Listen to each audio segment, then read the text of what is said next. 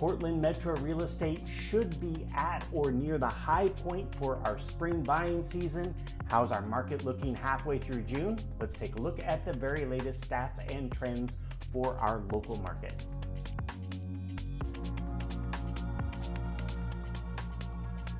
Hi everyone, RMLS here, and I'm bringing you the very latest in Portland Metro's local real estate stats and trends.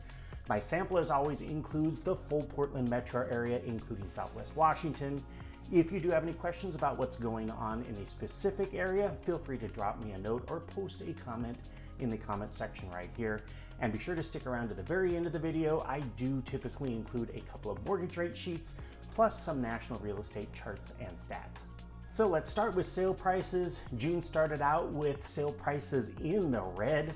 The average sale price in our year-over-year comparison came in about 2.8% lower than in 2025.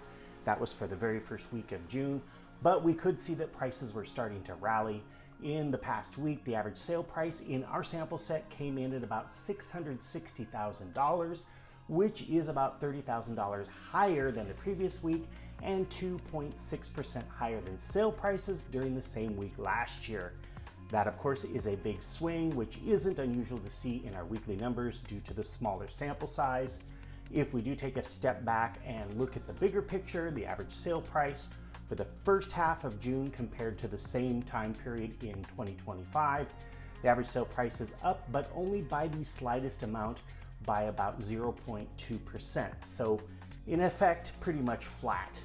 One trend of note that I haven't been calling out recently is the number of sales, which have been pretty consistently outpacing last year's volume.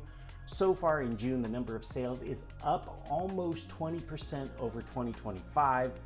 Of course, 2025 wasn't a great year for real estate, but that's still a pretty big jump. Now on to mortgage rates. The big story this week was the Fed meeting.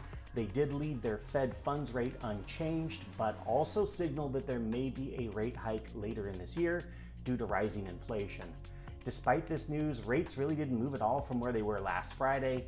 The note rate for the 30-year fixed remained the same at about 6.375%, with only an eighth of a discount point. As always, if there are any big changes in rates as we head into the weekend, I'll post a note right here in the comment section, and I will toss a couple of rate sheets at the end of this video so that you can see rates for pretty much the full suite of programs. Next up is demand. Nothing really big to report when it comes to demand.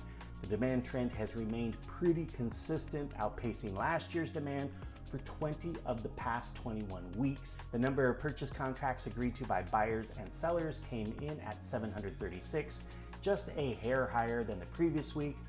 You can see that here in this chart.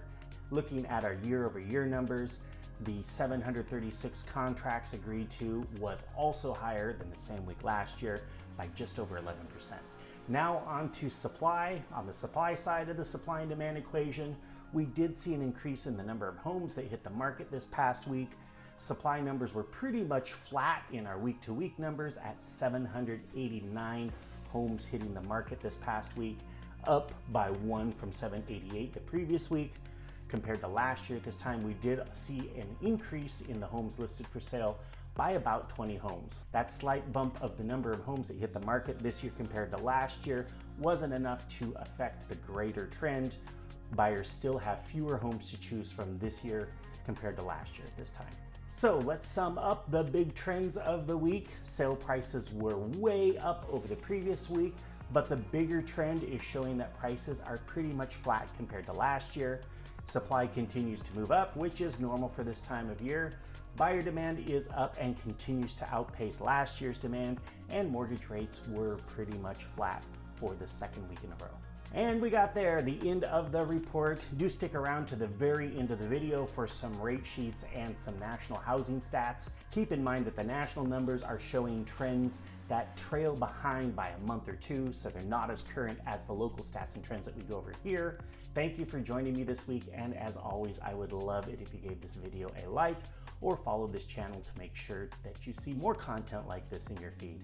Enjoy the beautiful weather that we'll have this weekend, and I will see you right here next week.